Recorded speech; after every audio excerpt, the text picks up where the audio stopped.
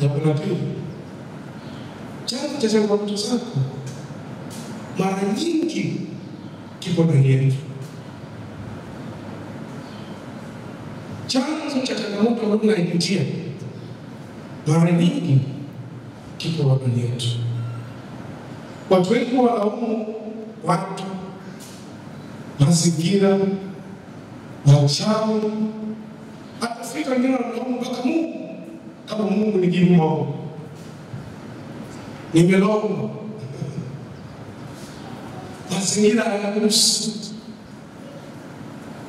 Kumbe changamoto tunazopitia chanzo chake kipo ndani yetu. Jambo la kwanza ni mawazo mabovu.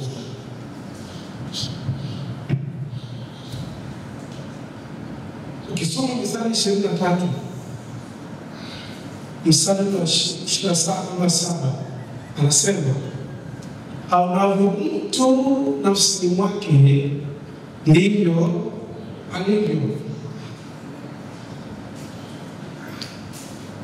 Kama mtu anaamini hawezi kufanikiwa, huwezi kufanikiwa. Kama mtu anaona afai, hawezi kufanya.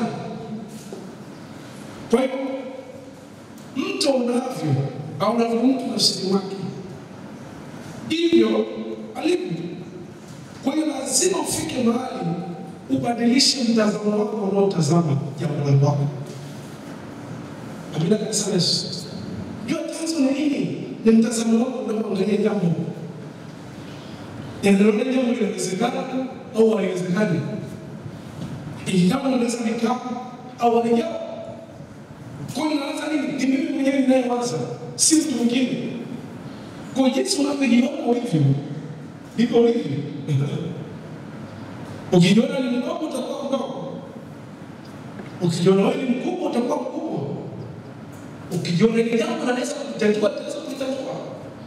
Lakini ukiona kama ni jambo siwezi kulitatua, huwezi kulitatua.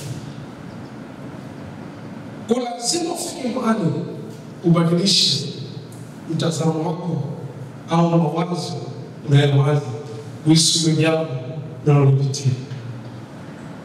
Na ufike mahali ujue kabisa Mungu wako ni mkubwa kushinda ile tatizo linalokutia mimi. Amina, amina. Amen. Angalia madaktari wanasema nini? Hao ni madaktari. Lazima waseme, kwa sababu wamepima vipimo vyao, wamejua chanzo cha hili tatizo ni nini, ili tuweze kutibu hichi kitu. Angalia hili tatizo ni nini? Lazima tumtibu huyo mdudu ili aondoke. Kwa hiyo unapoona nafsi yako ndivyo hivyo, jambo hili maamuzi na mabovu yazabani. Maisha ya leo mara nyingi sana ni matokeo ya jana yetu.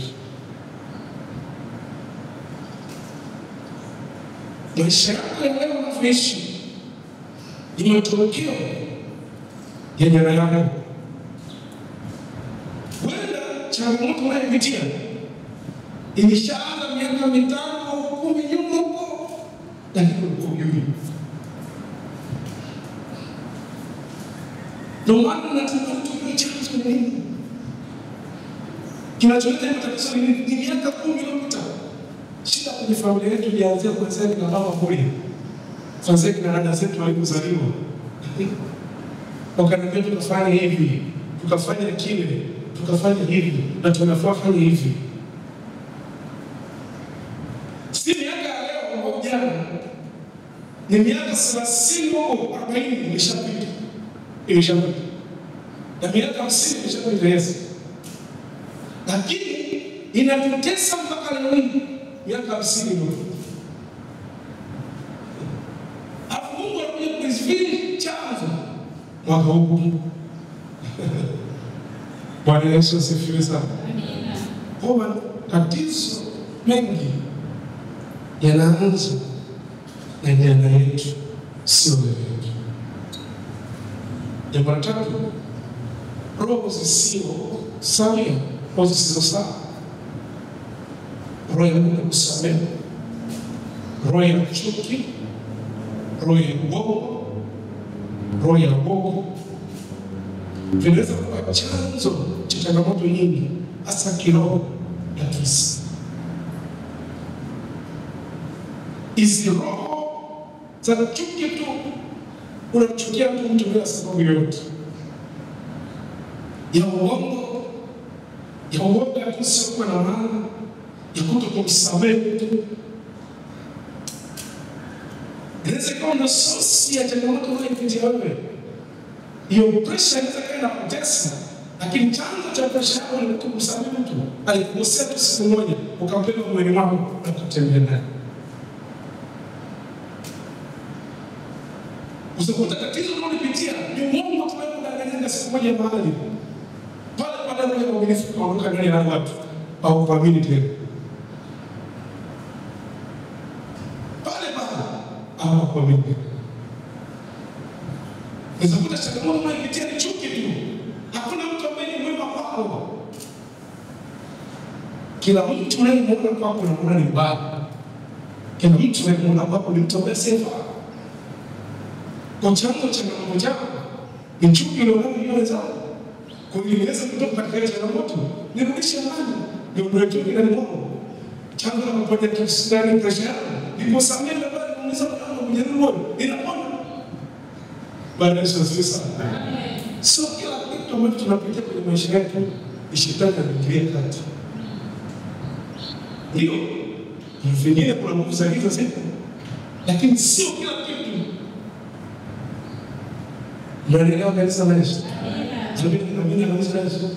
Vingine vinaanzia wapi? Ndani mwetu mwenyewe. Ndani mwetu mwenyewe. Kabisa.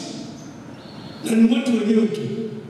Kwa hiyo mtu anani asipata kubadilika, hatuwezi kuona matokeo katika maisha yetu. Jambo la nne ni kukosa nidhamu.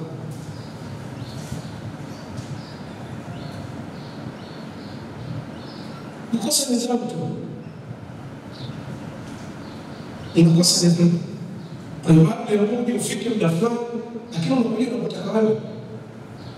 Kwa mambo ya Mungu usifanye hivyo unapotaka kufanya, lakini unafanya unataka wewe kufanya. Kwa changamoto kukosa kazi yako, ni kama unachelewa kufika ofisini. Unakosa nidhamu ya kazi. Muda kuingia kazini ni saa 8. Saa 2 kamili. Na kutoka ni saa 8. Ni saa 11 kamili. Unaingia kazini saa 4. Alafu kutoka saa 10:30 ushamaliza hapo. Alafu kufungisha kazi. Unaanza roho, nipendi na watu. Nifanye kazi kwa zangu, anachukia na mimi, anashinda na mimi. No. Jua chanzo ni nini? Una nidhamu ya nini jamani? Ya kazi. Haleluya kanisa la Yesu. Una nidhamu ya kazi. Unashangaa sana kuhudumia wanafanikiwa, wanasonga mbele. Kwa nini? Wana nidhamu ya kuhudumia hao wanaofanya. Kwa kazi ya kuwasikilizia pesa zao. Walikuwa mafemasi mbali. Walikuwa tumia nguvu za giza. Hawana nguvu zozote. Lakini unakuta mzaka amepiga na kamba. Akiingia kushika maiki anaona masaka ilia ndani na tafuta uso wa Mungu. Ana muda kumtafuta Mungu wako. Weka sehemu kurizika mtu wa ibada. Jumapili kwa Jumapili. Una muda kuchimbia kuombea Wakristo wenzako. Afu mtumishi wenzako akiinuka ili anakusaidia. Wao wanakusaidia. Amina kanisa la Yesu. Una muda kukaa kuombea kanisa lako. Una muda kusema katika wiki mnafunga, ninatafuta Mungu kwa ajili ya Kristo kanisa lako. Una muda kusema mnatenga katika vii, ni kuombea Kristo wako, Mungu ainue, Mungu afanikishe. Mungu kwa mchungaji wa ibada tu. Jumapili kwa Jumapili. Wakiinua kwa kinusweke au Freemason. Jua tatizo ni nini jamani?